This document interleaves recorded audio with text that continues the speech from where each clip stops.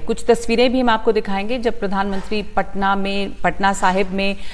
देखिए आप वो सेवा करते हुए इस वक्त नजर आ रहे हैं। वो पटना में रहे, कल जहां उन्होंने रोड शो किया और आज यहां पे पटना साहिब पहुंचे हैं।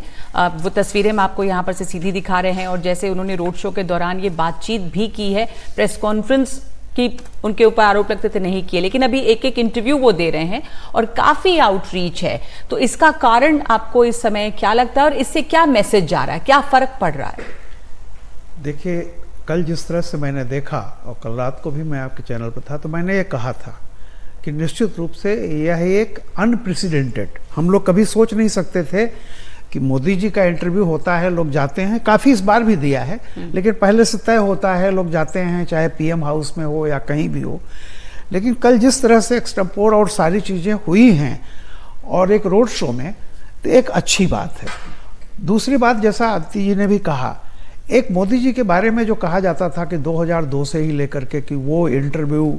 या पत्रकारों से थोड़ा सा असहज हो जाते हैं या कभी उन्होंने नहीं दिया, कोई पीसी नहीं की समथिंग, तो कम से कम ये एक इमेज टूट रही है। अब इस बार उन्होंने इतने सारे पत्रकारों को, सारे लैंग्वेज जर्नलिज्म, लैंग्वेज अखबारों को, टीवी को, सबको करीब करीब दिया है। दिलचस्प तस्वीरें आ रही हैं, रोटी बनाते हुए, लोगों को खाना खिलाते हुए। देखिए ये पटना साहिब की तस्वीरें हैं जी। और ये भी एक बहुत अच्छा आउटरीच होता है, जनता के बीच से जनता में जुड़ना और संदेश देना कि कैसे वो घुल मिल रहे हैं लोगों के सामने। चुनाव के दौरान ये तस्वीरें बहुत अहम है। और एक मैं और एक जोड़ दूं, कल की जो बॉडी लैंग्वेज थी पूरी, और मैं कल बहुत ध्यान से सुन रहा था, वहाँ के जो लोग आए हुए थे, भीड़ से भी एक चीज़ मैं सुन रहा था। एक बड़ा फर्क होता है बिहार और उत्तर प्रदेश में। बिहार और उत्तर प्रदेश का जो वोटर है वो पहले राष्ट्रीय होता है फिर क्षेत्रीय होता है, ये फर्क है। और 74 से अगर आप देखिए जेपी मूवमेंट से जी, तो वो उसको ये लगता है कि मतलब डिफरेंट है, जैसे बाकी जो रीजनल लैंग्वेज वाले हैं उनसे यहाँ का डिफरेंट है बहुत ज्यादा। तो कल जो है,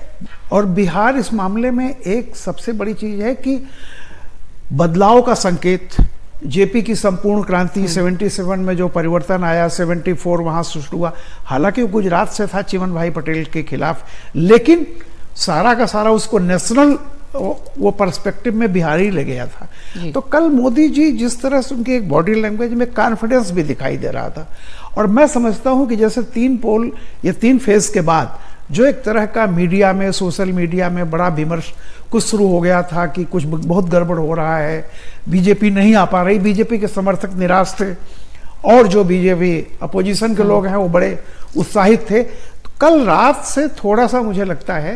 कि टोन बदला है और सारी चीज़ें, एक उन्होंने कॉन्फिडेंस भरने की भी कोशिश की है कि चिंता मत करो, हम 400 के बाहर जा रहे हैं, क्योंकि मोदी जी ने बीच में 400 भी कहना छोड़ दिया था। कल पहली बार वो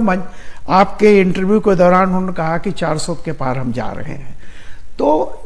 मे बी स्ट्रेटजी हो, चाहे जो भी हो, लेकिन एक अच्छी चीज है कि लग रहा है कि मोदी जी अनकॉमन नहीं है, वो कॉमन बनना चाहते हैं कि जैसे वो करते हैं पब्लिक से, वैसे ही पत्रकारों के बीच में भी वो कॉमन दिखने की कोशिश, और कल का जो रहा है मैं उसको एक अच्छी शुरुआत मानता हूं। ये महत्वपूर्ण बात आपने की कि आम नागरिक की तरह जिस तरह से हम देख सकते थे, 5 सीटों पर आज बिहार में मतदान हो रहा है और